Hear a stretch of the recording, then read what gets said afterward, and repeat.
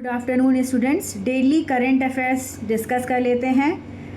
25 को आपका UPSC prelims हो चुका है और आंसर्स जो हैं वो पेपर्स के आप लोगों ने मिला लिए होंगे। एक हफ्ते हमने ब्रेक रखा और आज से 1 जून से हम अब फिर से अपनी प्रिपरेशन में लग जाना चाहिए बच्चों को। और अब जो हमारा नेक्स्ट एम है वो यूपीएससी 26 का प्रीलिम्स है और प्लस 25 का मेंस। तो उसको देखते हुए हमारा डेली करंट अफेयर्स आपको डेली प्रोवाइड किया जाएगा और पेपर वाइज जो है वो हम डिस्कस करेंगे। जो भी हमारा करंट का टॉपिक रहेगा तो उसको हमने पेपर वाइज सेपरेट कर दिया है। जीएस पेपर 1, पेपर 2 और प्रीलिम्स के लिए क्या इम्पॉर्टेंट है, मेंस के लिए क्या इम्पॉर्टेंट है, तो सारी चीज़ों को हम देखेंगे। तो आज हम लोग स्टार्ट करते हैं आज का करंट अफेयर्स 1 जून का। और प्रीलिम्स की बात कर ली जाए तो जीएस का कल्चर से पेपर 1 प्रीलिम्स का है ये क्वेश्चन। मिस थाईलैंड और जिनका नाम है Opal Suchata Chuangsri, crown Miss World 2025। Miss Thailand है, इन्होंने मिस वर्ल्ड प्रतियोगिता जीत ली है और ये मिस वर्ल्ड प्रतियोगिता का 72nd एडिशन था जो कि हाईटेक्स एग्जीबिशन सेंटर हैदराबाद में हुआ है। तेलंगाना में हैदराबाद में जो है जो मिस वर्ल्ड कंटेस्टेंट थी वो काफ़ी दिनों से आई हुई थी और वहाँ पे ये पूरा कार्यक्रम संपन्न हो गया। और इनको जो है जो क्राउन है वो मिस वर्ल्ड 2024 की क्रिस्टीना पेट्स्कोवा ने इनको क्राउन पहनाया है। और तो ये इनके लिए काफ़ी गर्व की बात रहेगी। और ये क्वेश्चंस में पूछा जाता है कि 2025 की मिस वर्ल्ड कौन बनी, तो ये चूँकि प्रतियोगिता भारत में ही संपन्न हुई है तो इसको आप याद रखिएगा। और अगर हम इसका इम्पॉर्टेंट कुछ डिस्कशन कर लें तो जो मिस वर्ल्ड प्रतियोगिता होती है ये oldest running international beauty pageant में से एक है। इसका शुरुआत हुआ था 1951 में और ये जो प्रतियोगिता होती है इसमें बहुत सारे राउंड्स होते हैं जिसमें ब्यूटी के बहुत सारे स्टैंडर्ड्स होते हैं, उन पे जो है वो जज किया जाता है। और इससे पहले जो थाईलैंड है उसने मिस वर्ल्ड प्रतियोगिता जीती थी 2019 में और टोनी एन सिंह जीती थी उस टाइम वहाँ पे। और अगर इसके अलावा अगर हम बात कर लें तो जो भारत की प्रतियोगी हैं वो अंतिम 8 में स्थान नहीं बना पाई। और नेक्स्ट अगर हम देख लें आज का तो एक द हिंदू में न्यूज़ निकली है जिसमें कि नियोलिथिक हैबिटेशन साइट को जो है वो मिली है। नियोलिथिक मतलब नवपाषाण युग के प्रमाण पाए गए हैं और कहाँ पाए गए हैं, असम में पाए गए हैं। और इसमें जो है वो एंशिएंट से मॉडर्न आर्किटेक्चर की चीज़ें जो है वो मिली हैं। और ये जो आर्कियोलॉजिकल साइट है ये असम के दीमा हसाओ डिस्ट्रिक्ट में इसकी खोज हुई है। और ये जो अगर इसमें स्पेसिफिक एरिया की बात कर लें हम तो दाओ जाली हादिंग करके ऑन द रिजेस एक लांगतिंग मूपा रिजर्व फॉरेस्ट है जो कि नेशनल हाईवे 27 के पास है। तो वहाँ पे ये जो है वो पाया गया है। तो इसको आप नोट डाउन कर लीजिए कि ये लांगतिंग मूपा रिजर्व फॉरेस्ट कहाँ है, नेशनल हाईवे 27 के पास है, असम में है। और यहीं पे जो है वो ये जो साइट है ये मिली है।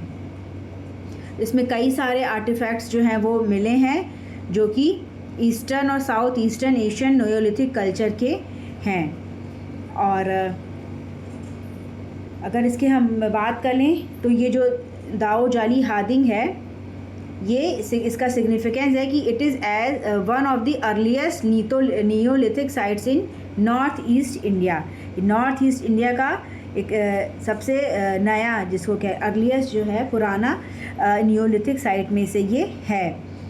और the site provides evidence of agriculture early, यहाँ पे जो एग्रीकल्चरल प्रैक्टिसेस जो होती थी उसके भी प्रमाण मिलते हैं।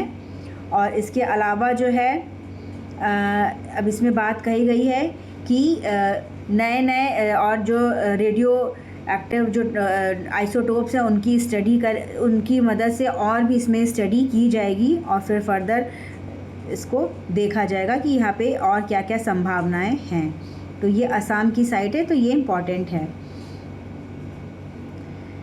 फिर अगर हम ये देखें तो एक न्यूज़ है कि केन्स से रिलेटेड न्यूज़ है।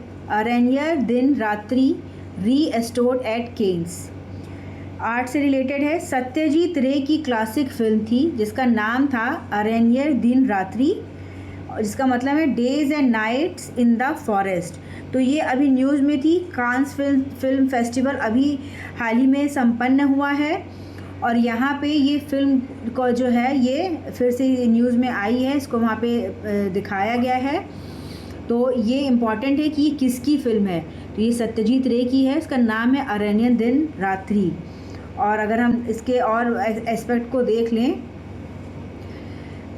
इसका 50 साल पहले ये रिलीज़ हुई थी और इसका नया वर्जन जो है वो इसको प्रीमियर किया गया कांस फिल्म फेस्टिवल के दौरान।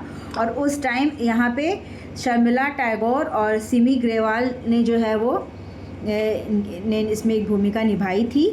तो ये आपके एग्ज़ाम में पूछ सकता है कि ये अरण्यन दिन रात्रि क्या है। सत्यजीत राय की ओल्ड क्लासिक फिल्म है और इसका जो है वो कांस फिल्म फेस्टिवल में इस साल इसको दिखाया गया है नया वर्जन। फिर ये अगर हम इसका कुछ हिस्टोरिकल एस्पेक्ट देख लें तो ये जो मूवी है ये 1970 में बनाई थी, इसको बंगाली फिल्म डायरेक्टर सत्यजीत रे ने। और ये सुनील गंगोपाध्याय का एक नॉवेल था, उसी के बेसिस पे इन्होंने इसे बनाया था। और ये इसका जो थीम है वो है urban alienation and the clash between modern और ट्रेडिशनल चीज़ों के बीच में इसमें क्लैश जो है वो इसको दर्शाया गया है। और इसका जो रिस्टोरेशन है वो फिल्म हेरिटेज फाउंडेशन और उसके साथ क्राइटेरियन कलेक्शन इन्होंने मिल के इसका जो है वो रिस्टोर किया है इस फिल्म को। और इसके अलावा अगर हम बात कर लें तो ये जो इसमें जो फॉरेस्ट एरिया की बात कही है जिसका नाम है केचकी फॉरेस्ट रेस्ट हाउस, ये पलामू टाइगर रिजर्व झारखंड का है, इंडिया का, वहाँ पे पाया जाता है। तो the film setting in the forest serve as a metaphor for the characters journey into their subconscious. इसमें बताया गया है कि कैसे जो है वो लोग जाते हैं वहाँ रेस्ट हाउस में और फिर कैसे कैसे उनका जीवन पर उसका प्रभाव पड़ता है। तो ये उससे रिलेटेड इस फिल्म में पूरी जानकारी दी गई है। और अब चूँकि ये अभी कांस फिल्म फेस्टिवल में से दोबारा दिखाया गया है तो ये इसका इम्पॉर्टेंट रहेगा। फिर जीएस पेपर 1 का ही इसमें अगर हम देख लें तो इन्वायरमेंट और ज्योग्राफी से रिलेटेड भी न्यूज़ हैं। साइंस में एक एक्चुअली न्यूज़ थी ये हिंदू में, और इसमें है कि subtle shifts not land use changes made earth shiny. तो एक स्टडी कंडक्ट हुई है जो कि 2001 से लेके 2020 के बीच में सैटेलाइट डाटा को कलेक्ट करके स्टडी किया गया है। और इसमें ये शो किया गया है कि अर्थ की the snow free areas of the earth surface reflected 2.2% more sunlight leading to a cooling effect. कि ऐसे एरियाज़ जहाँ पे स्नो नहीं है अर्थ की सरफेस पे, ऐसे एरियाज़ हैं वो जो है वो 2.2% ज़्यादा सनलाइट को जो है वो रिफ्लेक्ट करते हैं और उसकी वजह से कूलिंग इफ़ेक्ट देखने को मिलता है।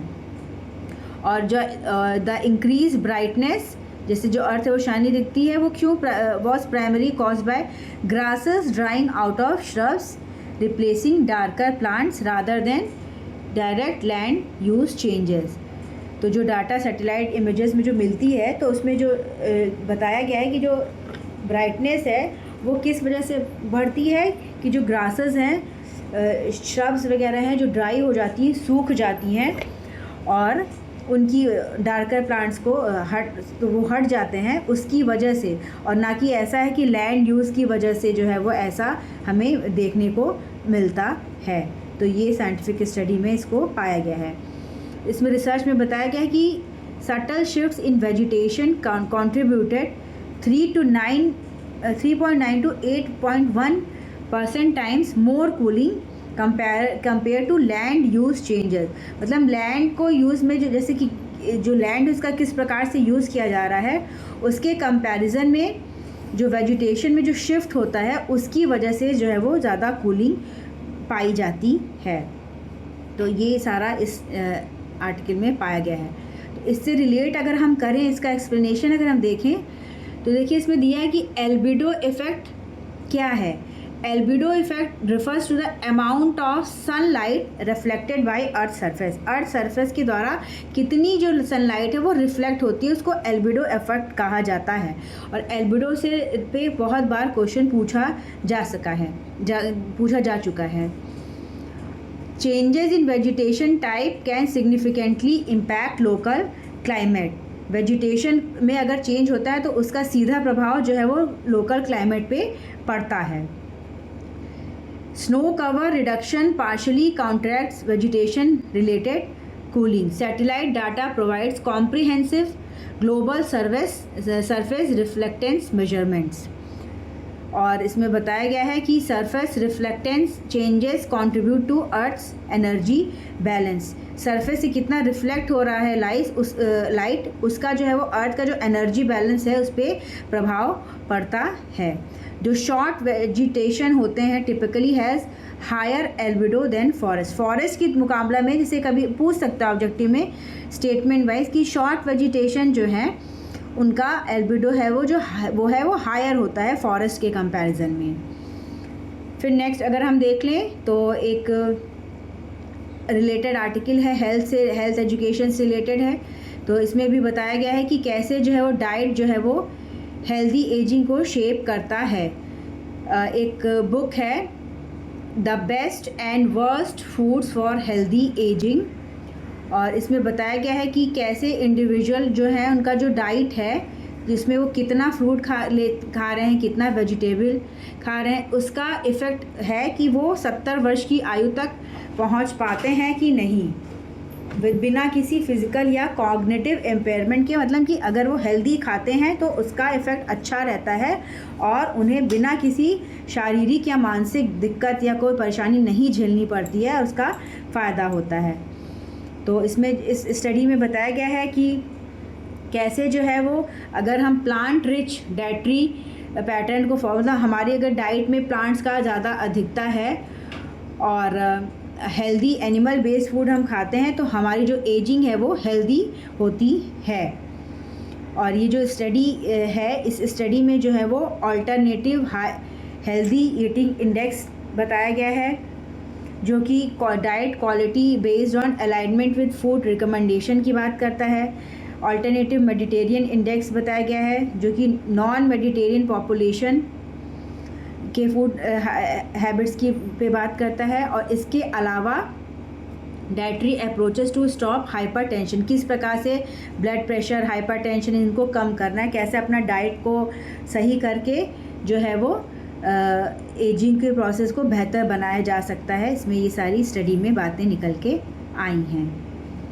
फिर नेक्स्ट अगर हम देख लें तो पॉलिटिक्स से रिलेटेड न्यूज़, इम्पॉर्टेंट न्यूज़ है कि ऑपरेशन सिंदूर अभी भारत सरकार के द्वारा पहलगाम हमले के बाद पाकिस्तान के खिलाफ चलाया गया है और फ़िलहाल नया एक सिविल डिफेंस एक्सरसाइज हुई है जिसे नाम दिया गया है ऑपरेशन शील्ड। तो ये जो हमारे पूर्व के जो स्टेट्स हैं जैसे कि पंजाब है, हरियाणा है, राजस्थान है, यहाँ पे जो है वो एक ऑपरेशन शील्ड चलाया गया है। इसका जो एम था वो ये था देखना कि कितना जो है वो इमरजेंसी सिचुएशन के लिए प्रिपेयर्ड है स्टेट्स में। तो मॉक ड्रिल टाइप का ये हुआ है, मॉक ड्रिल चलाया गया है।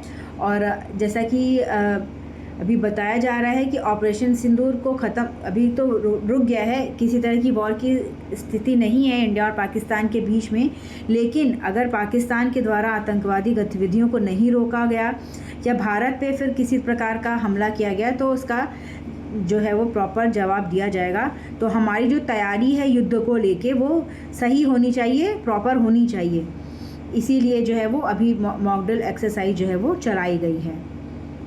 और जो ये ऑपरेशन शील्ड है इसका मतलब है कि focus on protective measures and rapid response strategies कि कैसे हमें अपने आप को प्रोटेक्ट रखना है और हमारी जो स्ट्रेटजी है ऐसी होनी चाहिए कि युद्ध की स्थिति में हम जो है वो तत्काल काम कर सकें।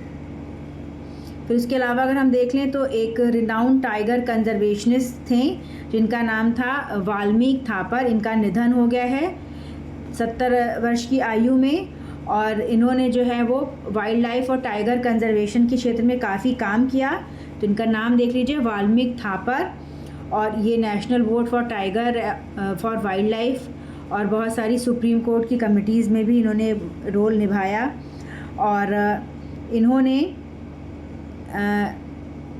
He was also the founder of the, इन्होंने रणथंभौर फाउंडेशन के ये फाउंडर थे। एक नॉन गवर्नमेंट ऑर्गेनाइजेशन है जो कि जो रणथंभौर टाइगर रिजर्व है उसके 100 गांव के में जो है वो इन लोग काम इन्होंने किया। और इनका प्रोजेक्ट टाइगर में भी काफ़ी एक योगदान रहा है जो कि लॉन्च किया था भारत सरकार के द्वारा 1972 में। और इसका जो एम था, ये प्रोजेक्ट टाइगर से अक्सर पूछ दिया जाता है कि कब स्टार्ट हुआ, तो 1972 में। और जो टाइगर की पॉपुलेशन है उसको कमी आई थी, तो जो कमी हो रही थी उसको रोकने के लिए प्रोजेक्ट टाइगर जो है वो स्टार्ट किया गया। और tiger corridors help maintain genetic diversity bye connecting fragmented habitats. तो इन्होंने इस पूरे क्षेत्र में काम किया है, तो इनका नाम आप याद रखिएगा। फिर अगर हम बात कर लें तो सेंटर ने जो है नई कैटेगरीज निकाली हैं। जो मिनिस्ट्री ऑफ, जो इम्पॉर्टेंट न्यूज़ है कि centre notifies new age based film certification categories. तो फिल्म सर्टिफिकेशन का काम कौन देता है? Ministry of information and broadcasting. इन्होंने जो है वो गजट नोटिफिकेशन जारी किया है, और जो रूल्स हैं, कुछ रूल्स हैं, उनको अमेंड किया गया है जो कि 1991 में बने थे।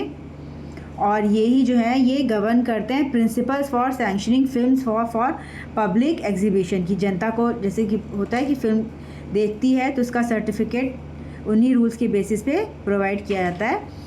तो इस रूल में जो है वो अमेंडमेंट किया गया है और नई एज बेस्ड कैटेगरीज जो है इसमें ले आई गई हैं।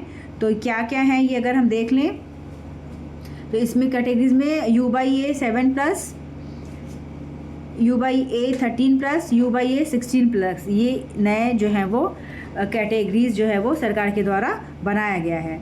और इसका जो एम है वो ये है कि वो clear guidelines for film certification, ensuring appropriate content classification for public viewing. तो इसलिए जो है ये नए रूल्स जो हैं वो बनाए गए हैं। फिर अगर हम नेक्स्ट इम्पॉर्टेंट, इसमें जो है वो डिटेल जो आपको बॉक्स में रेड जो पूरा दिख रहा है, ये डिटेल डिस्क्रिप्शन है इसका, जो भी हमारी न्यूज़ है, तो इसको आप पढ़ सकते हैं अपने टाइम के अकॉर्डिंग। फिर अगर हम बात कर लें अदर इम्पॉर्टेंट न्यूज़ की, तो एक इम्पॉर्टेंट जो न्यूज़ है एग्ज़ाम के पॉइंट ऑफ व्यू से, वो ये है कि जो केरला के आपके चीफ मिनिस्टर हैं जिनका नाम है पिनराई विजयन, तो इनके द्वारा जो है इनका एक डॉक्यूमेंट्री रिलीज़ हुई है, पिनरारी द लेजेंड करके। और केरला में जो है वो असेंबली इलेक्शंस होने हैं 2026 में, तो इसको लेके थोड़ा विवाद चल रहा है। केरला ही अभी एक ऐसा स्टेट है जहाँ पे लेफ़्ट की सरकार है, और ये इसके पहले भी जो है वो CPI-M के चीफ मिनिस्टर रह चुके हैं, लगभग 18 ईयर्स तक ये रह चुके हैं। तो इन्हीं का एक डॉक्यूमेंट्री बना है, इसका नाम है पिनराई द विजन, और इसको जो रिलीज़ किया गया है वो कमल हसन के द्वारा किया गया है। केरला के चीफ मिनिस्टर हैं ये।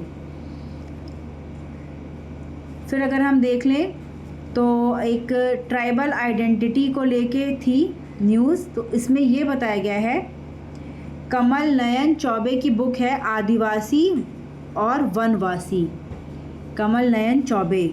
तो इसमें क्या है कि बताया गया है कि क्या डिफरेंस है आदिवासी और वनवासी में। Adivasi original inhabitants of the land, जो कि शुरू से रहते आए उनको आदिवासी कहा जाता है। और वनवासी किन्हें कहा जाता है? Inhabitants of the forest, highlighting how these label shape identity and political discourse. तो इन्हीं के द्वारा एक कमल नयन चौबे के द्वारा एक बुक रिलीज़ हुई है और उसमें जो है ये बताया गया है। तो ये आप देख लीजिएगा। फिर अगर हम देख लें तो जीएस पेपर 3 से रिलेटेड टॉपिक है कि हाफिज़ सईद के जो आउटफिट जो है, हाफिज़ सईद ये एक आतंकवादी संगठन इनके द्वारा है चलाया जाता है जिसका नाम है जमातुद दवा। तो इन्होंने कहा है कि बांग्लादेश की जो राष्ट्रपति शेख हसीना थी प्राइम मिनिस्टर, उनको निकालने में बांग्लादेश को उनको हटाने में जो है इन्होंने जो है वो काम किया है। और ये क्लेम जो है वो ये जो जमातुल दवा है उसके लीडर्स हैं सैफुल्लाह कासूरी और मुजम्मिल हाशमी। इन्होंने ये दावा किया है और ये यूएन की तरफ से ये डेजिग्नेटेड टेररिस्ट्स हैं। और इन्होंने बताया कि किस तरह इन्होंने जो है वो अपना रोल प्ले किया है बांग्लादेश में शेख हसीना की सरकार को पावर से हटाने में। और इनका ये भी है कि बांग्लादेश के साथ जो रिश्ते हैं पाकिस्तान के अब ज़्यादा बेहतर हैं और भारत के साथ जो है वो रिश्ते में थोड़ी सी तलखी आई है। और इनका ये क्लेम है कि इन्होंने ये सारा करवाने में, उनको सरकार से निकालने में एक अहम रोल प्ले किया है। फिर अगर हम देख लें तो जो यूपी सीडा है उसने 113 प्लॉट्स जो है वो अलॉट किए हैं across state to various industries. और इसमें इन्होंने बताया है कि यूपी सीडा ने कि 113 प्लॉट जो है उन्होंने रिलीज़ किए हैं वेरियस डिस्ट्रिक्ट, जिसमें कि ग्रेटर नोएडा, उन्नाव, हापुड़, चंदौली और वाराणसी आते हैं, जहाँ पे मेगा अलॉटमेंट स्कीम के तहत जो है वो ये किया गया है। और इसका एम है इन्वेस्टमेंट को बढ़ावा देना और एम्प्लॉयमेंट अपॉर्चुनिटीज़ को बढ़ाना प्रदेश में। उसके लिए ये यूपी सीडा के द्वारा जो है ये काम किया जा रहा है। और ये जो यूपी सीडा का ये जो स्कीम है इसके तहत काफ़ी सारी इंडस्ट्री जैसे कि परम इंडस्ट्रीज़, श्री विनायक ग्रुप, इन लोगों को जो है वो प्लॉट्स प्रोवाइड किए गए हैं, ज़मीनें दी गई हैं। और ये रिफ्लेक्ट करता है कि स्टेट का जो है वो फोकस है जिसमें वो वेयरहाउसिंग, रिटेल और फार्मास्यूटिकल सेक्टर्स को बढ़ावा देने के लिए काम कर रही है ताकि प्रदेश में ज़्यादा से ज़्यादा एम्प्लॉयमेंट बढ़े और इकोनॉमिक एक्टिविटीज़ को बढ़ावा देने में इससे मदद मिलेगी। और इसके अलावा अगर हम देख लें तो इंडिया का जो एवी मार्केट है, एवी मार्केट मतलब ऑडियो विजुअल मार्केट, ये उम्मीद करी जा रही है कि इसमें जो है 2031 तक $17.3 बिलियन का जो है वो बढ़त होगी।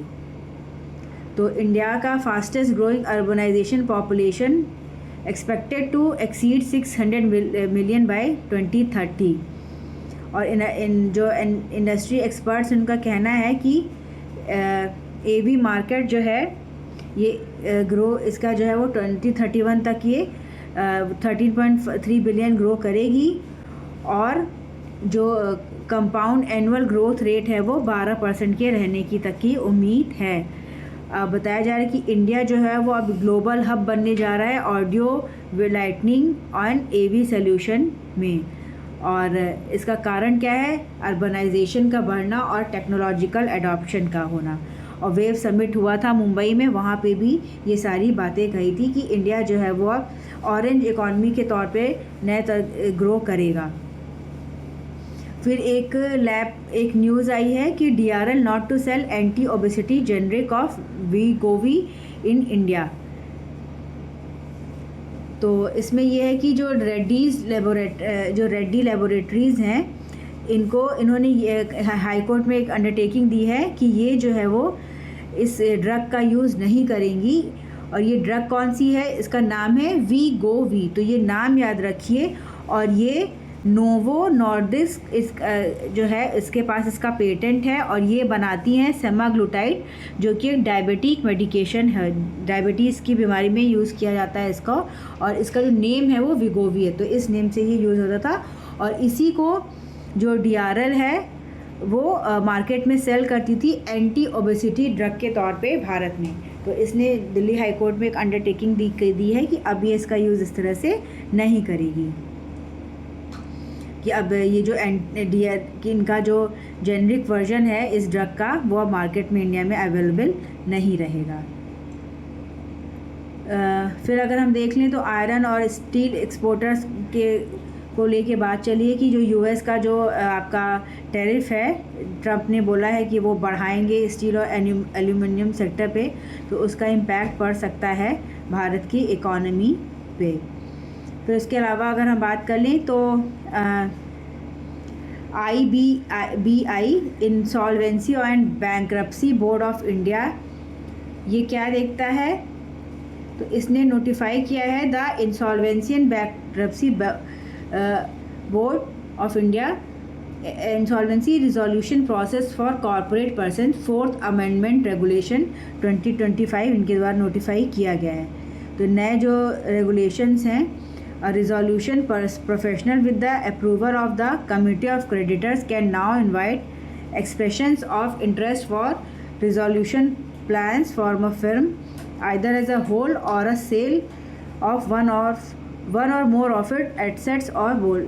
इंसॉल्वेंसी मतलब अगर आप कोई कर्ज़ लेते हैं और आप उस कर्ज़ को नहीं चुका पाते हैं, तो जो भी आप अपना सामान रख के कर्ज़ लेते हैं उसको किस तरह से बेचना है या कैसा उसका कितना पोर्शन बेच के जो बैंक्स हैं वो अपना जो लॉस है उसको रिकवर कर सकती हैं। इससे रिलेटेड ये रेगुलेशन आए हैं। तो अगर पूछे कोई कि इससे रिलेटेड बैंक्रप्सी से रेगुलेशन रिलेटेड कौन बनाता है, तो ये इसके लिए the insolvency and bankruptcy board of India जो है वो ये इसका काम करता है। और ये जो बोर्ड है ये एक स्टैट्यूटरी बॉडी है और इसका इस्टेब्लिशमेंट किया गया था under the insolvency and bankruptcy code 2016।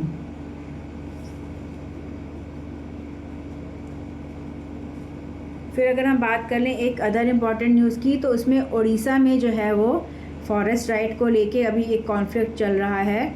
और उड़ीसा के कालाहांडी फॉरेस्ट रीजन में जो कि करीब 2500 किलोमीटर में फैला हुआ है, तो वहाँ के जो लोकल जो फॉरेस्ट ड्वेलर्स हैं जो रहते हैं और फॉरेस्ट डिपार्टमेंट के बीच जो है वो केंदू की लीफ को लेकर विवाद चल रहा है। असल में क्या होता है कि जो केंदू की लीफ है उसको बीड़ी बनाने के लिए यूज़ किया जाता है।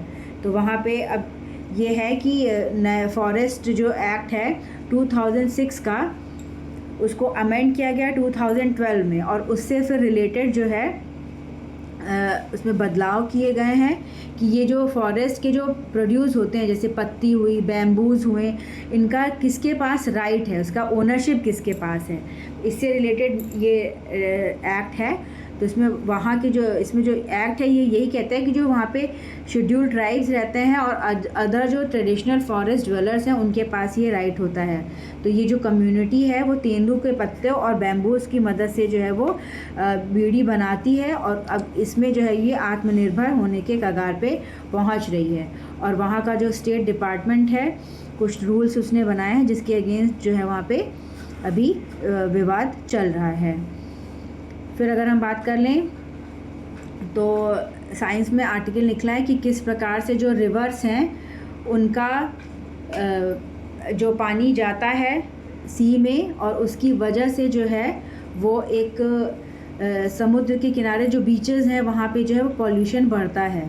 तो साइंस में जो है वो एक आर्टिकल निकला है, एक जर्नल होता है साइंस, तो वहाँ पे तिजुआना रिवर की बात कही गई। तिजुआना रिवर जो कि पैसिफिक ओशन में फ़्लो होती है और ये रिवर US मैक्सिको बॉर्डर के पास होती है। तो वो टीम ने स्टडी किया है हाई रेजोल्यूशन लिक्विड क्रोमेटोग्राफी और मास स्पेक्ट्रोस्कोपी की मदद से जो है वो इन्होंने स्टडी किया है और पाया है कि वहाँ पे बहुत सारे टॉक्सिक और वेस्ट हैं जो इनमें कि सनस्क्रीन इंग्रेडिएंट्स, टायर, रबर और इसके अलावा एग्रीकल्चर बायोसाइड्स जो हैं और इसके अलावा ड्रग्स जो है वो ये पाए गए हैं, जो कि समुद्र सीवेज के थ्रू जो है वो नदियों में जाते हैं और नदियों से जो है वो समुद्र के पानी में पहुंचते हैं और वहाँ पे जो पानी है उसको पूरा प्रदूषित करने का काम करते हैं, वहाँ पे पोल्यूशन फैलाते हैं।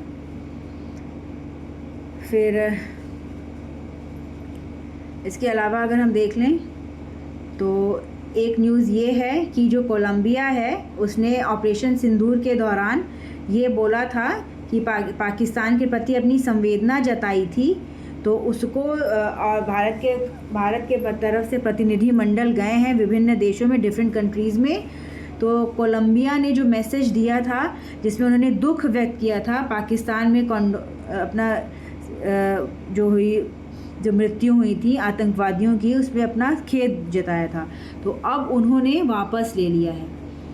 शशि थरूर जो हैं वो लीड कर रहे हैं वहाँ पे टीम को, और उन्होंने बताया है कि वहाँ पे जाके उन्होंने अपना पक्ष रखा और वहाँ की जो सरकार है उसने कहा कि हम अपना जो हमने कॉन्डोलेंस व्यक्त किया था वो हम वापस ले लेते हैं। फिर एक नेक्स्ट जो न्यूज़ है इम्पॉर्टेंट है कि भारत की तरफ से भारत के जो राज्य मंत्री हैं, एनवायरनमेंट राज्य मंत्री कीर्तिवर्धन सिंह, ये गए हुए हैं अभी यूएन कॉन्फ्रेंस अटेंड करने, यूएन कॉन्फ्रेंस ऑन ग्लेशियर्स, और ये पहली जो है ये कॉन्फ्रेंस हो रही है और ये ताजिकिस्तान में हो रही है, दुशानबे में। तो वहाँ पे उन्होंने बताया है कि पाकिस्तान की तरफ से हमेशा जो है वो टेररिज्म जो है वो उसको बढ़ावा दिया जाता है और उसकी वजह से जो इंडस वाटर ट्रीटी है उसको रोक दिया गया है। पाकिस्तान की तरफ से ऐसे जो फोरम्स होते हैं, उनकी जो मीटिंग्स होती हैं, वहाँ पे जाके मिसकंसेप्शंस फैलाया गया कि इंडिया ने पानी रोक दिया है और उससे जो है वो बहुत सारे लोगों पे असर पड़ेगा। तो भारत ने अपनी स्थिति वहाँ पे क्लियर की है। तो ये पूछ सकता है कि यूएन कॉन्फ्रेंस ऑन ग्लेशियर्स कहाँ हुआ है, तो ये ताजिकिस्तान के दुशानबे में हो रहा है और ये जो है वो 3 दिन का एक कॉन्फ्रेंस है जिसमें कि 80 यूएन मेंबर स्टेट्स और 70 इंटरनेशनल ऑर्गेनाइजेशन जो है इनके जो डेलीगेट्स हैं, 2500 से ज़्यादा डेलीगेट्स इनकी जो है वो पार्टिसिपेट करेंगे। फिर उसके बाद जो गाज़ा ह्यूमैनिटेरियन फाउंडेशन की बात कर लेते हैं। ये जो है एक स्विस बॉडी है जो कि यूएस और इज़राइल के सपोर्ट से बनी है। तो इज़राइल के द्वारा जो अभी गाज़ा पे जो अटैक किया जा रहा है और वो वहाँ पूरा विवाद चल रहा है फ़िलिस्तीन और इज़राइल के बीच में, गाज़ा स्ट्रिप है, तो वहाँ पे एड पहुँचाने के लिए ये फाउंडेशन बना है। तो ये पूछ सकता है कि ये जो GHF है ये किसके द्वारा बनाया गया, तो स्विट्ज़रलैंड बेस्ड ये फाउंडेशन है और इस ये में जो है वो यूएस और इज़राइल की मदद से बना है और वहाँ पे जो लोग हैं उनको खाना और दवाइयाँ और बाकी जो ज़रूरत के सामान है उनको पहुँचाने के लिए ये बना है, रिलीफ या एड पहुँचाने के लिए ये बना है।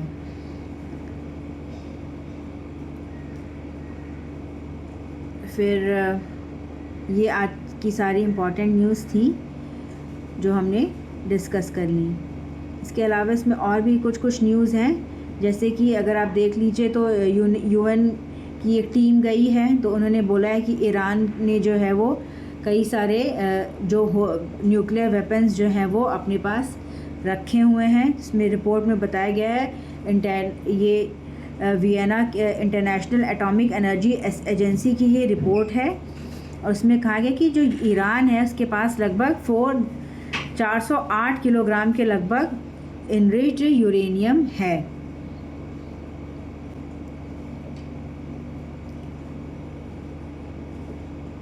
फिर अगर हम बात कर लें तो ये टर्म्स निकले थे इंडियन एक्सप्रेस में, इसमें जब मोदी जी गए थे यूएस तो वहाँ पे उन्होंने जैसे ट्रम्प के द्वारा ये एक टर्म दिया गया था, मेक अमेरिका ग्रेट अगेन, और उसी के तहत वो नए टैरिफ्स लगा रहे हैं कि यूएस की इकॉनमी को बेहतर बनाने के लिए। और उसी प्रकार इंडिया के ने जो टर्म दिया था उसका नाम था MIGA, make India great again. और इसके अलावा अगर हम बात कर लें तो एक आर्टिकल निकला है साइंस टेक्नोलॉजी का जिसमें बताया गया है कि बैट्स जो हैं वो एक ऐसे जानवर हैं जो कि इम्पॉर्टेंट रोल प्ले करते हैं इकोसिस्टम बैलेंस में, और इनके अंदर बहुत सारे वायरसेस रह सकते हैं और वायरसेस के लेकिन प्रभाव से ये बीमार नहीं पड़ते हैं। तो इन पे रिसर्च किया गया है और पाया गया है कि अगर हम ऐसे मतलब साइंटिस्ट ने ऐसे ऑर्गन्स डेवलप किए जिन पे कि फिर जैसे कि लिवर इन्होंने आर्टिफिशियल डेवलप किया बैट ऑर्गन्स की मदद से, और उस पर इफ़ेक्ट देखा कि किस वायरस का क्या क्या इम्पैक्ट है। तो इन्होंने कहा है कि फॉर फ्यूचर में जो पेंडेमिक होती हैं उसको जानने में ये अहम भूमिका निभा सकते हैं। अगर हम देखें तो कोविड वायरस जो हुआ था उसमें भी बात थी कि चाइना ने जिसकी से जो ये फैला है वायरस, उसमें जो है वो बैट की वजह से ही फैलने की बात कही गई थी। फिर साइंटिस्ट ने एक डेवलप किया है ई टैटू। ई टैटू क्या करता है? E tattoo is capable of reading brain waves and eye signals from the forehead to assess the brain workload. तो ये ब्रेन एक्टिविटी को मेजर करने के लिए बनाया गया है। तो ये जैसे पूछ देगी ई टैटू किससे रिलेटेड है, तो ब्रेन एक्टिविटी को कि दिमाग कितना ज़्यादा काम कर रहा है उससे रिलेटेड ये पता कर लेगा कि किस तरह का काम। फिर अगर हम अदर इम्पॉर्टेंट न्यूज़ देख लें तो स्पोर्ट्स की इम्पॉर्टेंट न्यूज़ है, जिसमें जो इंडिया है उसने एशियन एथलेटिक्स चैम्पियनशिप में इस बार काफ़ी अच्छा प्रदर्शन किया है। ये चैम्पियनशिप जो है वो गुमी साउथ कोरिया में हो रही थी, और ये 40 साल में भारत का बहुत ही अच्छा प्रदर्शन रहा है, जिसमें 24 मेडल इन्होंने जीते हैं। इससे पहले जकार्ता में 1985 में इंडिया ने बहुत अच्छा प्रदर्शन किया था, जिसमें इन्होंने 10 गोल्ड मेडल जीते थे, और उस टाइम पे पीटी उषा ने 3 गोल्ड मेडल जीते थे। और इस बार जो है अगर हम बात करें जो एथलेटिक्स चैम्पियनशिप हुआ है तो उसमें कुछ नाम है, जैसे पूजा, अनिमेश कुजौर, विद्या रामराज, तो इन लोगों ने मेडल पाए हैं, तो इनके नाम इम्पॉर्टेंट हैं, इन्हें आप याद कर लीजिए। इसके अलावा सचिन यादव हैं जिन्होंने भाला फेंक जैवलिन थ्रो की जो प्रतियोगिता है इसमें इन्होंने सिल्वर जीता है, और पाकिस्तान के जो ओलंपिक विजेता हैं उन्होंने गोल्ड मेडल जीता है, जावेद नदीम। तो ये आज की इम्पॉर्टेंट न्यूज़ थी। फिर कल का हम फर्दर डिस्कशन कल करेंगे।